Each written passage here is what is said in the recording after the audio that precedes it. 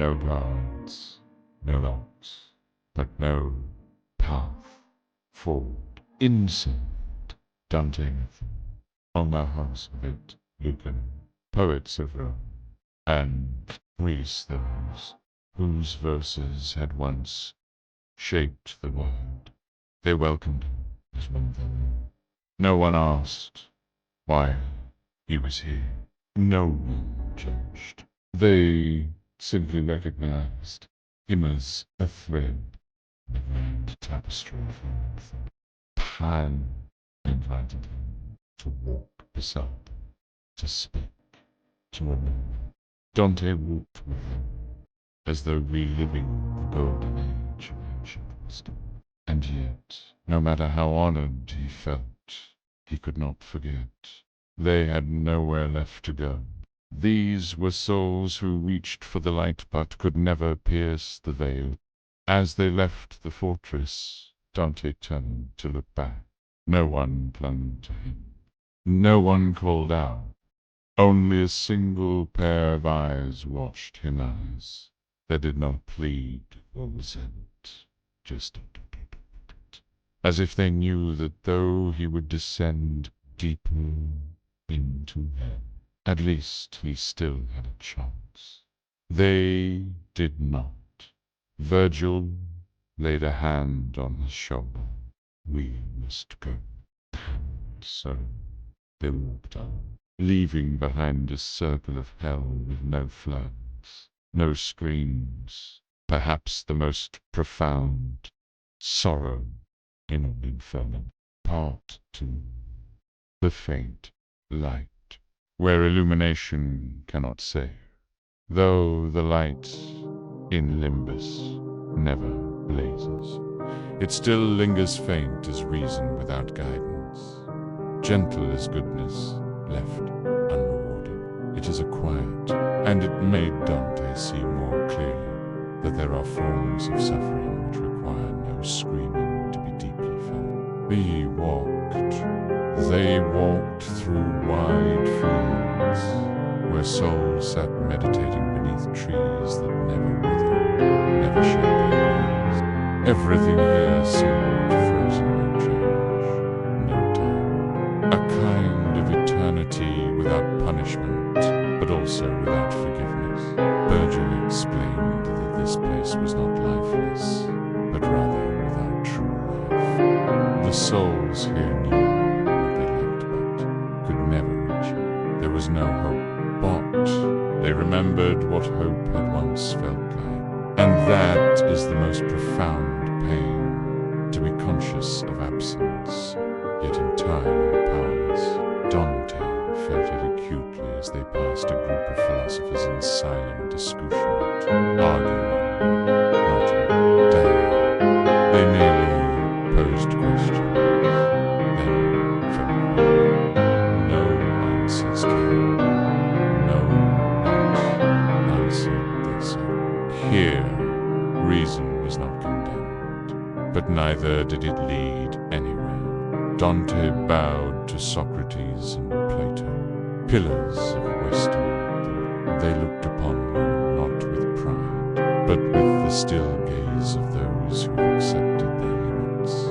They had gone as far as human intellect could go right.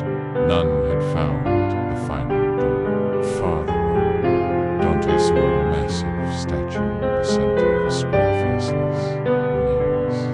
Virgil said it was the symbol of human knowledge story, proud but blind, not because it was evil, but because it could not by itself reach divine light. And Dante wondered silently, if grace is denied, can wisdom alone ever save us?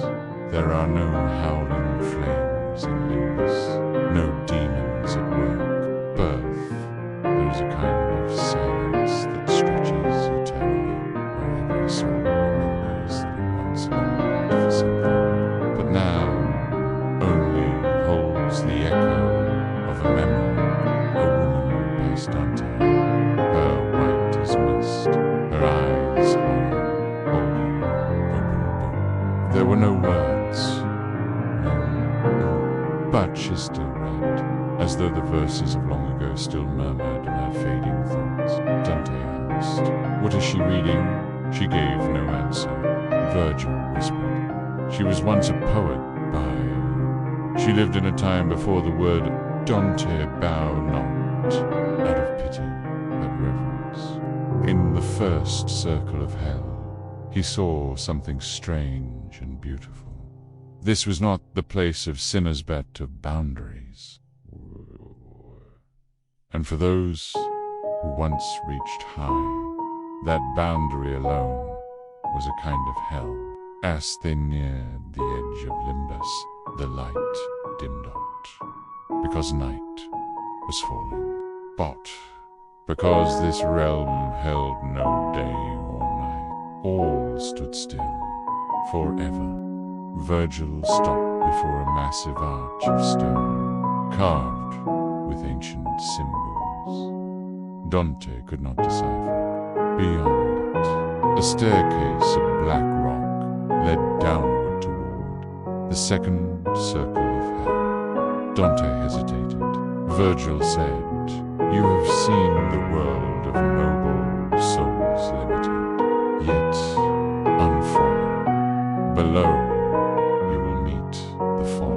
Dante said nothing. He turned for one final look. That faint glow not strong enough to guide, yet not entirely gone, still hovered behind them. He gave silent thanks to those souls, for their nobility was not in where they had arrived, but in how they had lived. And then he descended. Part 3. Those born too early for redemption. As Dante and Virgil drew nearer to the edge of Limbus, they passed through a winding corridor of stonets high, arches like the sky of an older world, casting long shadows across the grey marble floor. The light here did not flicker or shine. It simply existed a dull, steady glow of awareness, and within that glow Dante began to understand a sorrow deeper than punishment. Some were held here not because they were evil, but because they had been born too early.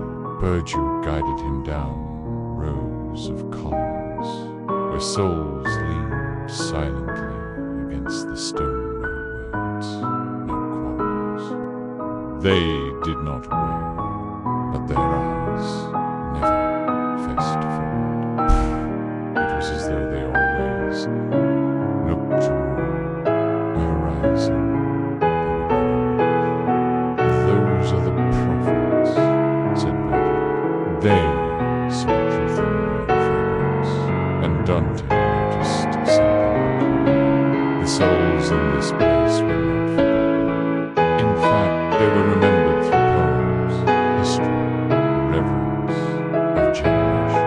But memory was not enough to lead them home. Fame could not substitute for redemption, and so they remained. Dante stopped at a small grove, where a few children sat beneath an ancient olive tree.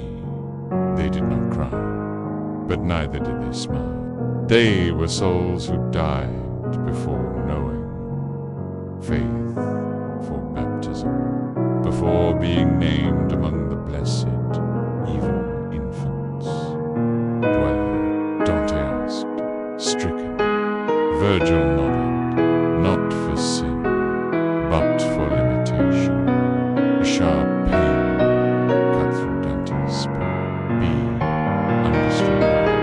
Divine justice in the Inferno does not function like human affairs. Its laws are not based on sentiment, but on reason. Even if that truth breaks the heart, these children had no names, no past.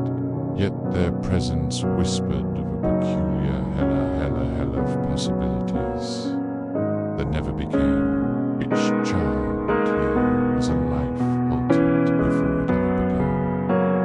wind wombed through the stone corridors, carrying the faint scent of old scrolls Greek versus Arabic teachings. Philosophical fragments never lifted to eternity. Dante sensed he was inside an invisible library where wisdom hung suspended between two worlds, illuminated, but not sanctified. A soul in a white robe passed by. "That is Avros," Virgil said, who preserved the thought of Aristotle. Another followed Avicenna the gateway to Eastern medicine and reason. Dante couldn't help but feel reverence.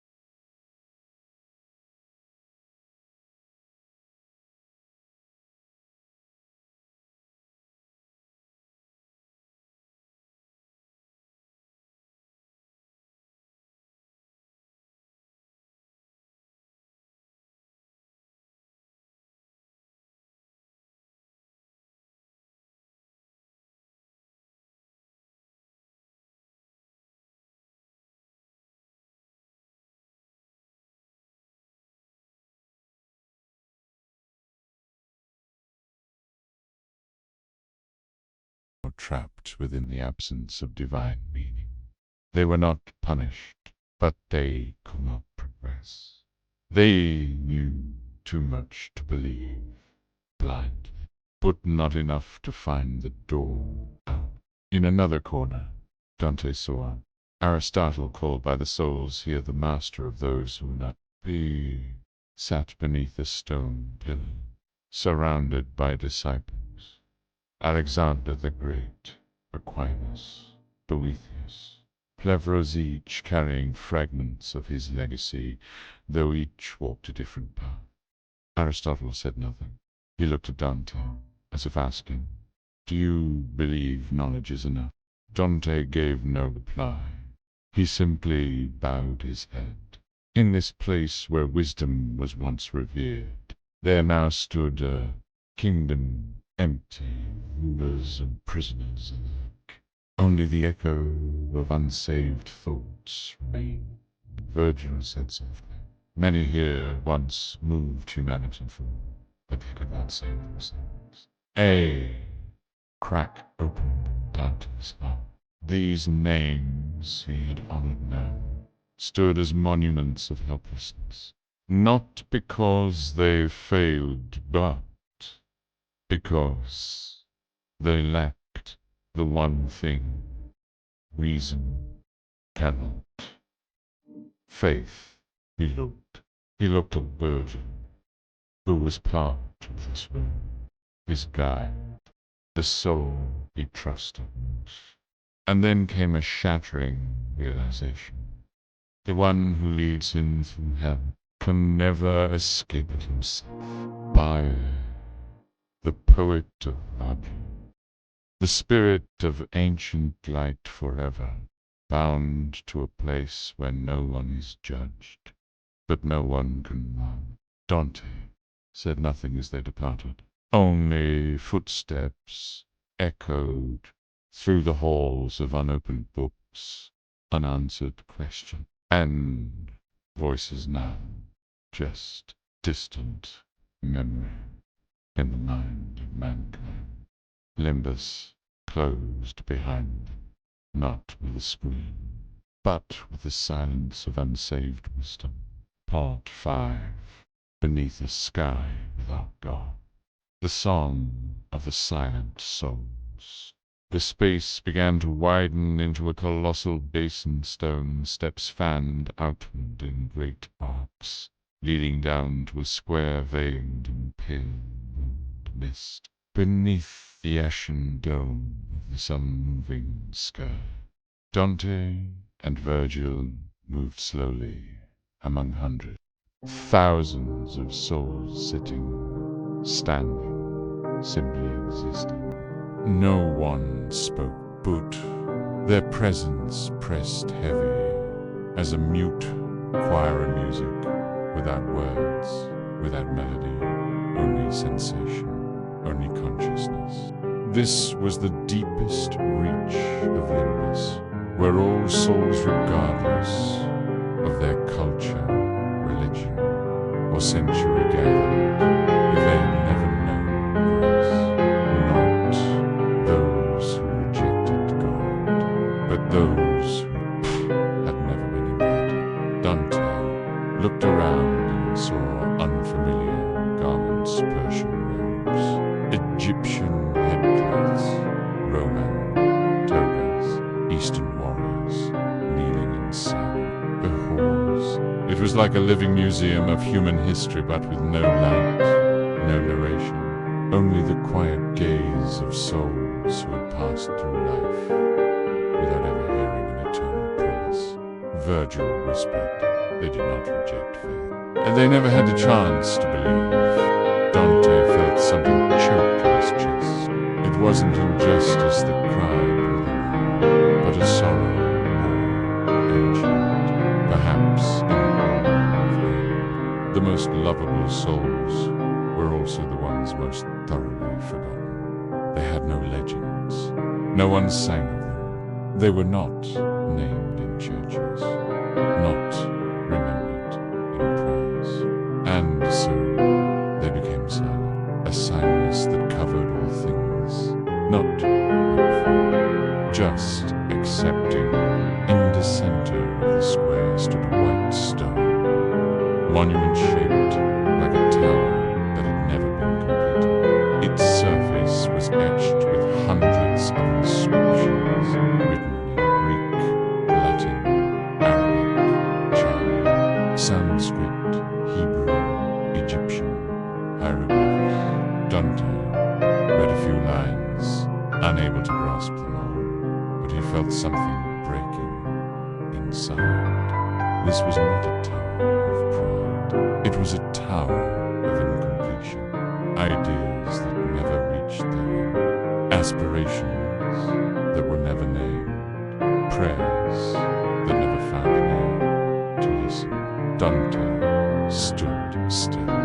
He did not speak, he did not cry, but inside him something rose a sound like a hymn, not from any mouth, but from an ancient ache, a song of souls who had once sought light through reason, through kindness, through sacrifice, but the light never called their name. Dante knew nothing to do with that. A soul approached, holding a wooden carving a mother, holding a child. He looked at Dante, said nothing, simply raised it. Dante stared at the immediate mother, a child, a fragile hope. No scripture, no sermon, but true, all the way to the soul's core. And he understood. Limbus was not just the first circle of hell. It was the place that questions the very heart of the reader. Do we remember the souls who were never invited? Part 6, the door that does not open, and the guide who cannot cross. Dante and Virgil left the final square of Limbus through a narrow corridor, hemmed in by smooth stone walls, polished by the ages. No more souls wandered nearby, only the soft whistle of wind and the heavy breath of truths that had not yet been spoken. I didn't think Limbus would be this vast, Dante whispered. Virgil gave no reply. He walked on in silence, as if the space itself were a part of him, as if the stones beneath his feet had memorized his steps 1,000 times over. Dante suddenly realized Virgil needed no guide here. He knew every turn, every silence, every slow breath of this world, because this was his home. After death, he stopped before a great stone wall, no door, no gate, only a relief carved into the surface. A man looking upward toward heaven, held down by chains falling from the clouds. This is the boundary, Virgil said. Beyond this lies the second circle, and I cannot go with you. Dante froze. Virgil nodded. This is where I end. I am a soul of reason, of ancient intellect. I can lead you through shadow, but I cannot step into where divine light decides. Dante turned to look at him, his eyes for the first time filled with true fear, not for what was ahead, but for the fact that the one guide he trusted most would no longer be at his side. You won't come further? Dante asked, his voice nearly cracked. Gently, Virgil replied. I will follow you, only where I am permitted. From this point, you must face it alone. Dante looked around. The silence in the rock, in the wind, in his chest, suddenly felt heavier than ever before. He did not fear. He feared separation, feared that a spiritual journey, in the end, is something each soul must take alone. Virgil looked at him and placed a hand on his shoulder, just as he had many times before. You have seen, Limbus, the circle of noble souls denied salvation. That is my place. Too, I do not suffer, but I do not rejoice. And that is the fairest sentence for one who lived without knowing faith. Dante bowed his head, not out of pity but in reverence, because he knew Virgil had accepted his fate with quiet dignity. Suddenly a narrow beam of light pierced the stone from a head not bright, but undeniable. The first light Dante had seen since was simply the way forward. Dante turned to speak, to say one final thing to Virgil, but he was gone. No fading footsteps, no parting world, only space, as if he had never been there, except in memory. Dante stepped toward the light, alone, and so the first circle of hell closed not with fire nor screams, but with the quiet question of reason's limit pass, and the love we carry for those who cannot walk the whole way with us. Part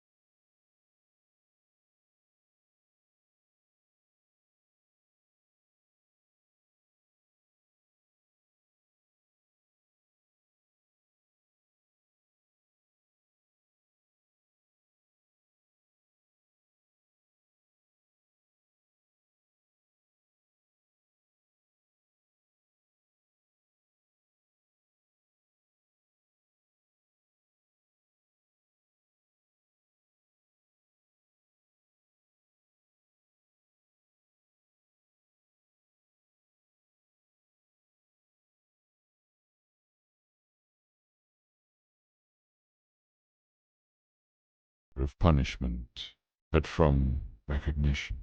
This was not a realm of demons.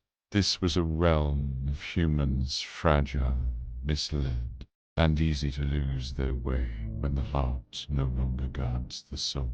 And so he walked deeper into the realm of wind, where whispers of love still drift from the dark, not to judge, but to listen. Part 8.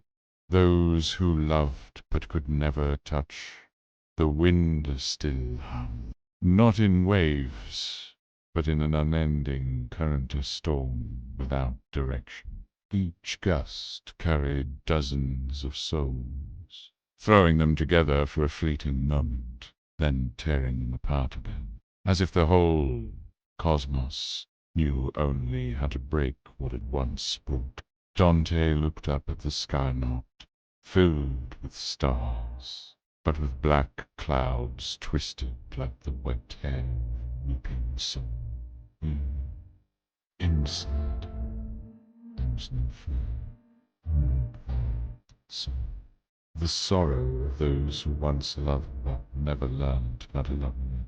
And then, among the swirling storm figures, two souls spun souls. We were not thrown far, nor crushed among us. It seemed that even the storm pitied thee. Francesca, Paolo, a faint voice whispered. Dante saw the woman with windswept hair, her face delicate and full of toil.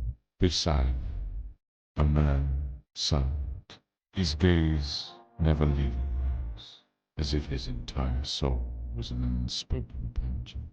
Fall. They drifted toward Dante, not walking, but carried gently by the wind, as though this circle of hell itself allowed one rare moment of calm. Dante, choked with emotion, asked, "Oh, sorrowful souls, what brought you to this place?" Francesca replied, her voice like silk trembling in the air. "We read a book, a story of love." And in that moment my heart softened. I loved him, my husband's brother. He kissed me. No one read the next page. Dante felt a chill in his blood. Not because she had sinned, but because she once believed it was love. Love, Francesca continued, was what made us live wrongly, but also what made us unable to regret. She turned to Paolo. He still said nothing. There were no tears, there was no water here to weep, but in his eyes, ocean, shattered inside. Dante wept, not out of pity, but because he understood some sins are not born from cruelty, but from tenderness. Some are not monsters, just too human, defiled. And he realized this circle was not merely about lust. It was about souls who loved at the wrong time, loved the wrong person, and never knew how to return. Francesca and Paolo drifted away. The wind took them back into the storm, close but never touching. Dante felt his knees, clutching his chest. His heart ached as if he was not only witnessing their punishment, but feeling his own weakness drawn into the wind. As soon and so he stood, not just to walk further, but to hold himself before the storm learned his name, to part now. The storm of longing, the nameless souls. Dante moved on, his legs trembling slightly from the echo of what he'd just witnessed. Francesca and Paolo were gone, but the winds remained, howling endlessly, pulling him into a whirl of feelings without names. He wondered how many souls in this circle once believed they were in love. How many thought their feelings were sacred, above all morality only, to discover it was a beautiful kind of breaking. No one here begged, no one screamed, no one pleaded for mercy, because they all knew their punishment did not come from outside. It rose from the endless desire still burning inside them. Dante saw a man spinning like a dead leaf in a sky with no horizon. His face showed no fury, no despair, only emptiness. "Who are you?" Dante called out. There was no answer. Virgil had once said, some souls have forgotten their own names. They lived so long by lust that the wind blew their very selves away. Dante shuddered. A person who forgets who they are, what remains. He looked into the man's eyes and saw a reflection. Himself at some distant moment in life, when his own heart had trembled for something forbidden. It was not love. It was the illusion of love, far away. A group of souls clung to each other in a tight vortex. They did not resist. They did not surrender. They embraced as if letting go would mean vanishing. But in truth, they had vanished long ago. Dante asked himself, how many of them had ever known the line between love and possession, between longing and lust, between the human and the merely animal? And he understood. This circle was not just punishment. It was the endless repetition of feelings that would never lift it into light. To love without knowing why. To desire without knowing for what. To cling without knowing what one is afraid to lose. Dante stopped. He did not know how much time had passed. There was no time here. Only shattered memories carried on the wind, and names no longer spoken.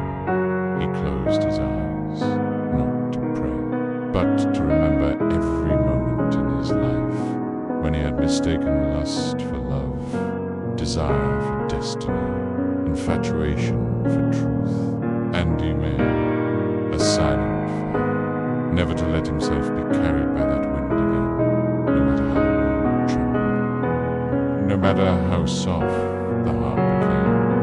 Part 10. The curse of feelings that never end. The space around Dante no longer spun in wild fury. Slowed, quieted, as if even hell needed a moment to breathe. But even in this stillness, the wind never stopped. It blew like the long sigh of unspoken names never called aloud, of unfinished touches between two souls who once tried to become one. Dante walked through this wind like a traveler, passing through his own memory. In the air floated fragments of images, a glance, a hand, a smile, all fading like dreams that refused to wake. A soul past humor, woman with long hair, eyes shut, lips murmuring a name into the void. For a moment, Dante thought he recognized the voice. Perhaps someone who once walked through his life. Or perhaps a piece of memory he had buried deep. Virgil had once said, sex is not the same, but desire.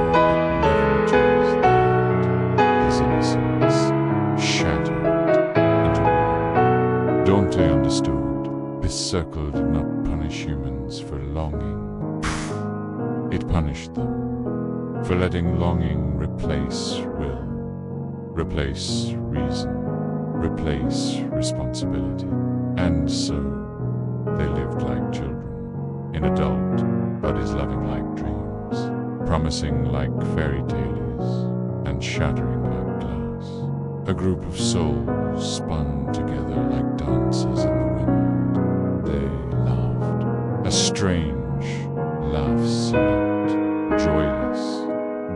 Just the habit of emotions that never learned to grow. Dante shivered. He saw some people die.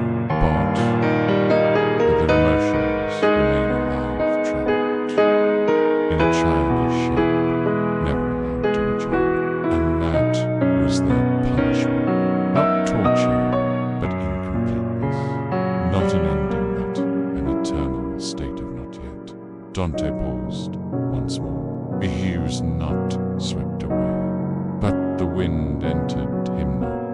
through skin, but through memory. Touched the moments when he had once loved without depth, longed without clarity, chased what he thought was love only, to find it was the echo of loneliness, wearing a beautiful face.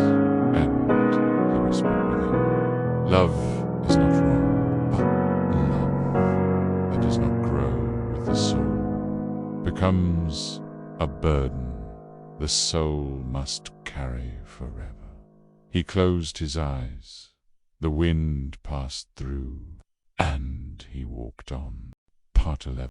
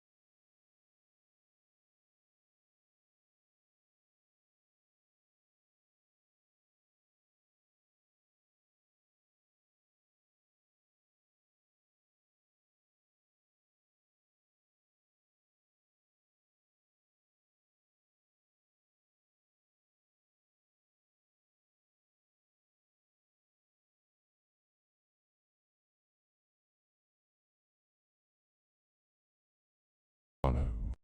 Only the wind out, the quiet, rising sense that he was no longer just a witness. He began to hear whispers not from any soul around him, but from within himself, soft as a breeze sliding through thought, but sharp enough to slice open memories long hidden. Do you still remember her?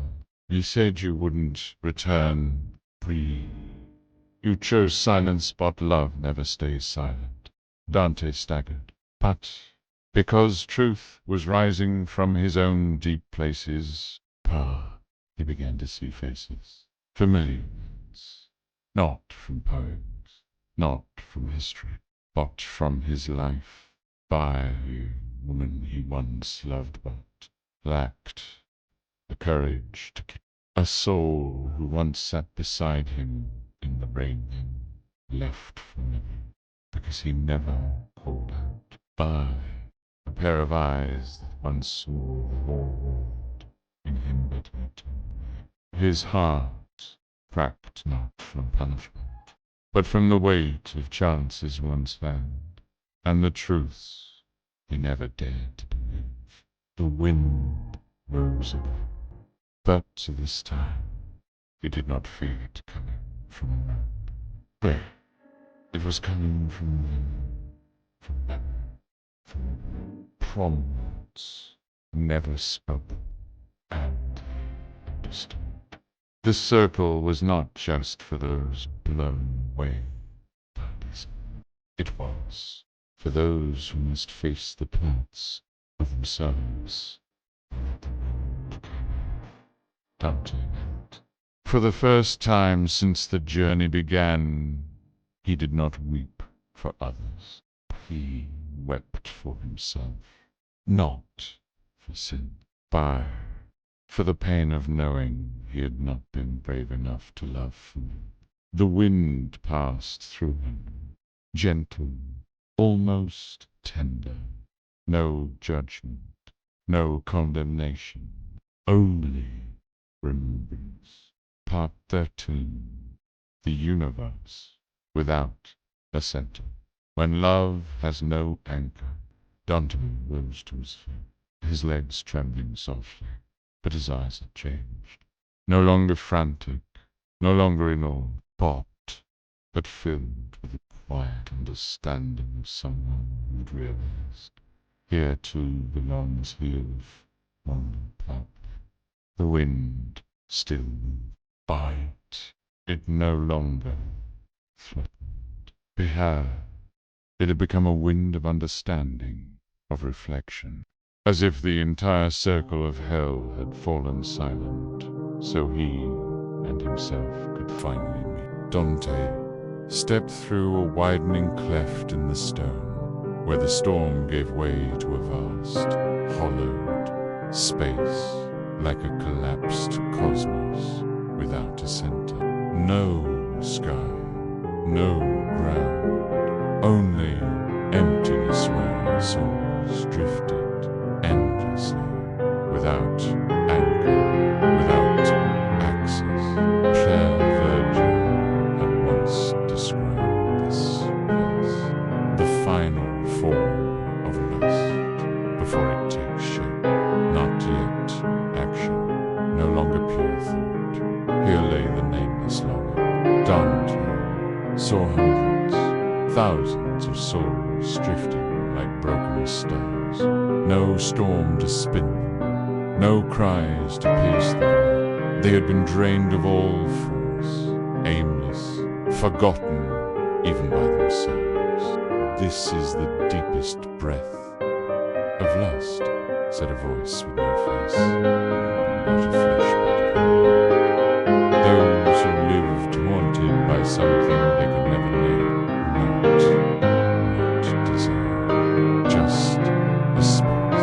And Dante understood. There is a kind of longing that isn't physical, bars, but a spiritual vacancy never filled, a hunger frozen in place, too vague to be redeemed, too faint to be condemned. They hovered endlessly, questions without subjects, memories without meetings, children unborn from hearts never brave enough to love. He felt himself floating too, not from the wind, but from thought, as if his own mind held such voids, desires he had never known, people he had once reached for but never really loved, longings shaped more by absence than connection. And he saw this was not a place of judgment for action, but a revelation of what the soul lacks, but cannot name, exhale, softly, no longer afraid. And then he moved forward. Part 14. The souls who no longer reach for anyone and are no longer reached, Dante walked on through the center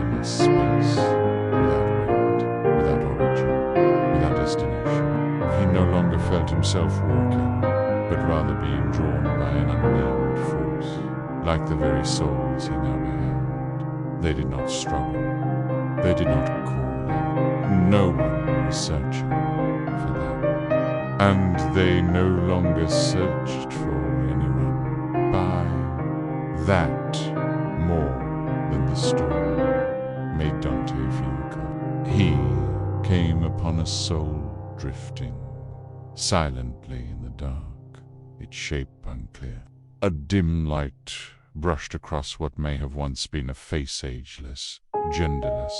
Only a faint gaze remained like a dying ember. "Who are you?" Dante asked, though he wasn't certain he wanted the answer. The soul replied not in sound, but in thought, ringing inside Dante's own mind.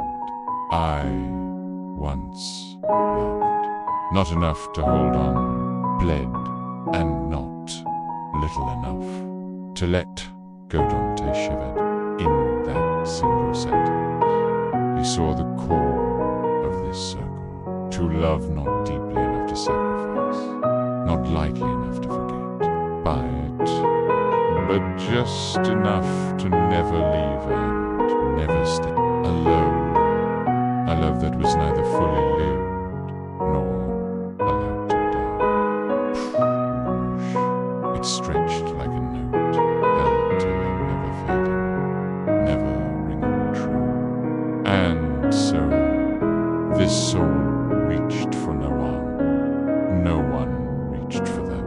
For what they held was no longer a person, but the idea of someone once loved, but never fully understood. Dante lowered his head. He understood. This was no longer the circle of dread. This was the realm of lingering, vagueness where feelings are too weak to save, yet strong enough to decay the soul. Hell does not need demons to burn humanity. It only needs to give them a bond they cannot break and cannot become. Dante stood in one space, not pushed forward, not held back. Only his eyes remained, watching souls who had forgotten how to look into others. And so he moved on. Not to escape, but to never repeat. Part 15, where love becomes the wind, and the wind vanishes like it was never there. Dante felt the wind weaken not because he had escaped, but because there was nothing left here to carry. The souls had drifted past forward. The memories had faded like mist at sunrise. He turned one last time and saw nothing. No Francesca, no Paolo, no lovers falling like stars. Only a hollow spaces of even hell had forgotten it existed. Virgil appeared beside him, by his steps, and by presence. "Have you seen enough?" he asked. Dante didn't answer right away. He stared into the void, then nodded. "I don't know if it's enough, but I've seen clearly." Virgil spoke slowly. "Lust is the easiest circle to enter, and the hardest to leave. Not because it binds us in chains, binds us with our own desire. And once we love without understanding, once we crave without defining, we become trapped in the shadows of our own feeling." Dante was silent, not because he had known that, but because, for the first time, he had felt it with his whole soul. He turned away, carrying nothing because there was nothing to carry. This circle left no burns, no cuts. It left only a silent spirit to win, the wind that had stopped, and a heart not yet ready to beat again. But in that silence, he heard something, not a voice, but will. And he knew the path ahead would be deeper, darker, but he was no longer the man who first stepped into this place. Dante walked on, not quickly, not slowly, only with the faith that, to understand here, one must pass through oneself. Part 16. The rain that never stops, and those who no longer know fullness. When Dante stepped out of the storm, he expected light, but no, the sky was grey and clogged, and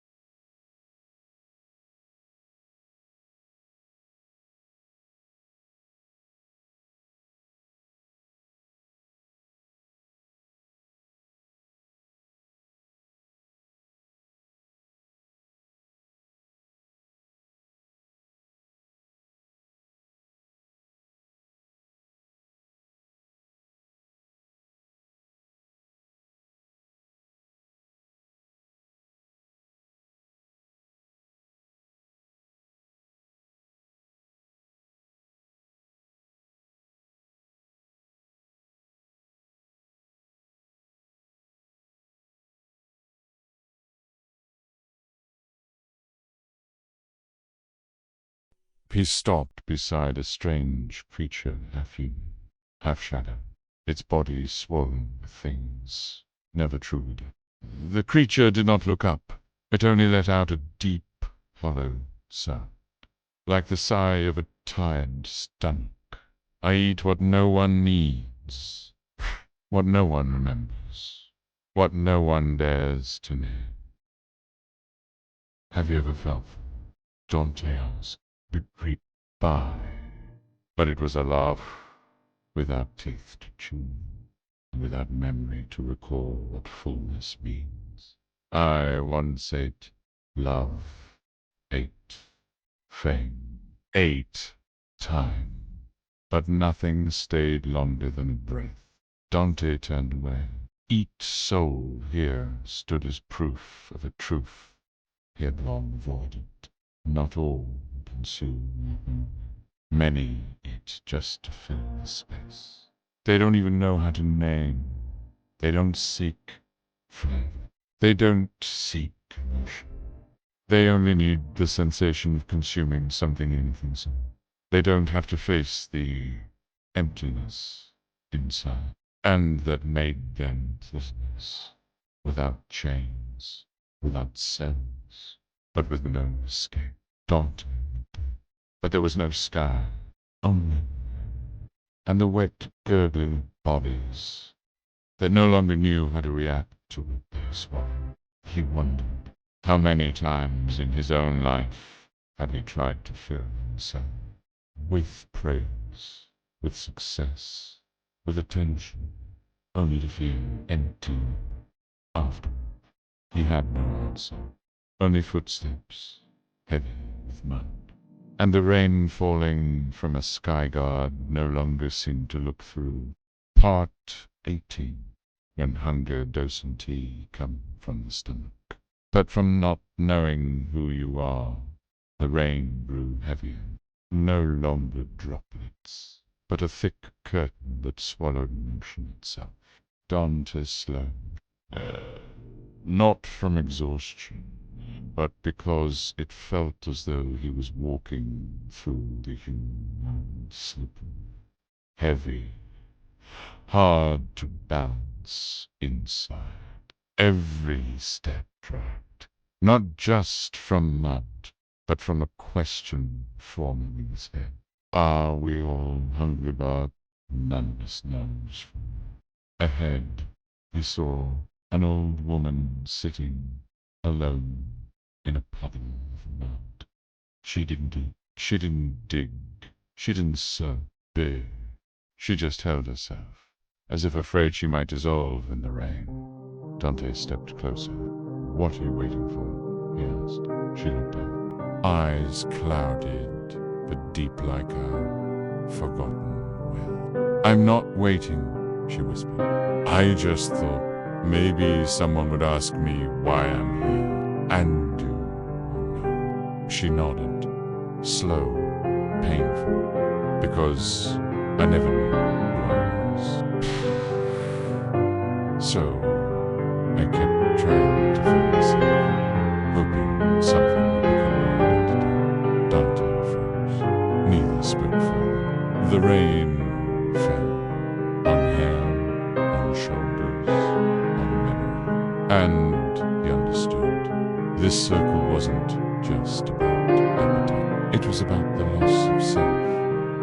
When people don't know who they are, they begin to define themselves by what they consume. And over time, they are no longer human. They are just a list of things once taken in, but never transformed into meaning. Virgil stepped beside him. You understand now, he said. Dante nodded, for the first time, without words, because he knew some lessons don't need to be spoken. They need to be felt by the hunger inside the heart. And so he walked on, not to escape the hunger, but to not become one with it. Part 19. Those who no longer taste, but still keep swallowing. Dante moved on, his legs sinking deeper into the mud, as though the earth itself wanted to claim him, pull him down, invite him to lie still like this. But he kept walking, because he understood. If he stopped, he would become part of this place. A chewing sound echoed nearby slowly. Dante turned and saw a middle-aged man seated on a mossy stone, chewing something that resembled meat, but without scent, without steam, without life. What is that? Dante asked. The man didn't look up. He kept chewing. Slowly, I don't know. Each day, something drops from the sky. I eat, not because I'm hungry, but because I don't know what else to do. Do you still taste it? The man paused. Then, for the first time, he looked up, and in his eyes, Dante saw a hollowness that chilled him. No, but my mouth still works. to keep me from thinking. Dante understood. Not all souls here consume from desire. Do you eat out of fear of silence, fear of facing themselves, fear of asking if I'm no longer consuming? Then who am I? They choose to chew, swallow, repeat. Because chewing is the only action left from a life that once meant something. Dante remembered a time in his life, days filled with empty rituals, repeated not for joy, but to feel like he was doing something. And he saw now. Gluttony isn't just about food. It's a mechanism to hide from the fear of known existence. In this circle, eating is how they avoid feeling, avoid remembering, avoid thinking, avoid hurting.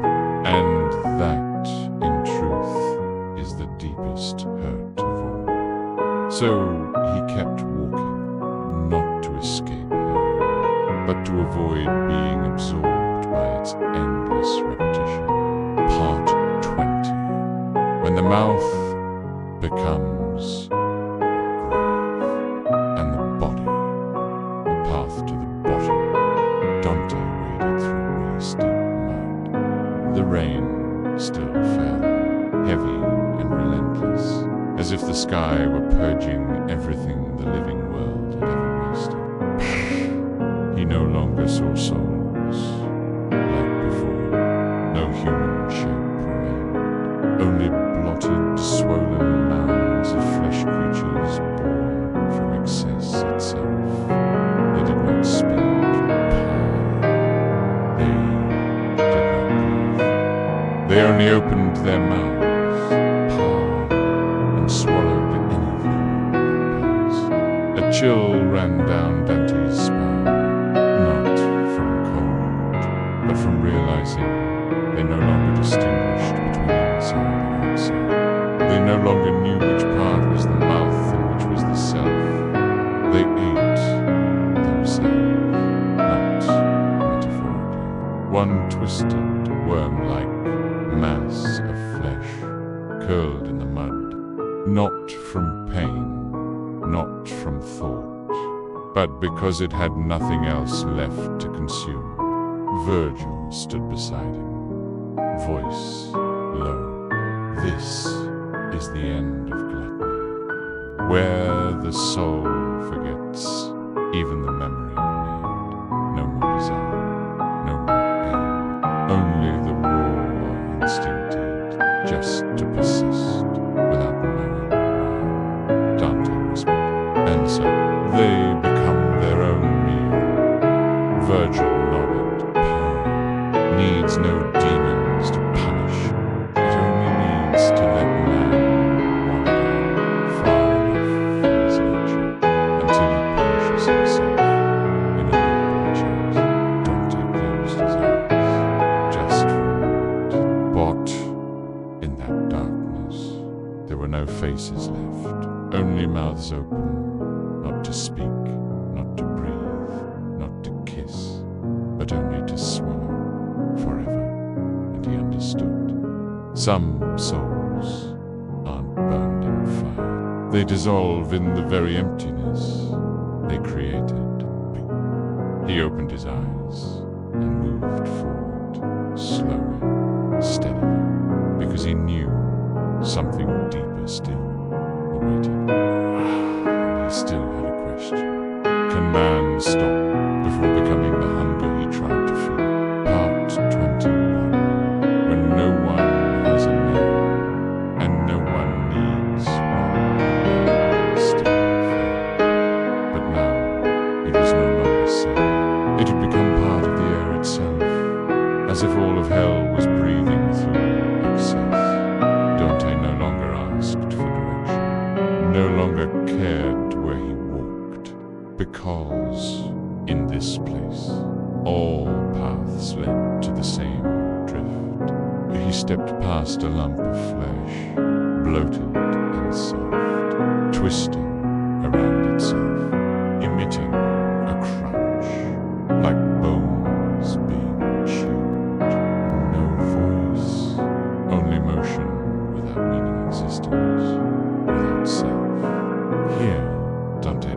personal souls. He saw a process that remains when awareness has died. Once again, Virgil appeared beside him, his voice light as